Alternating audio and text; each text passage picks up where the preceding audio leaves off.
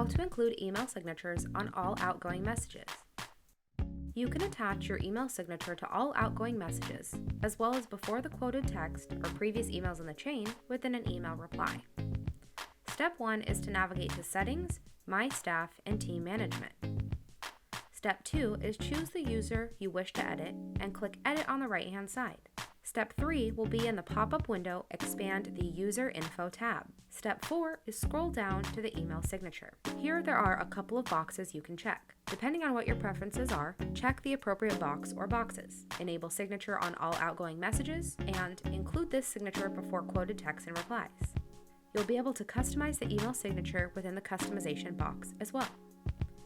Click Save to confirm your changes. You're all set. Now you know how to include email signatures on all outgoing messages.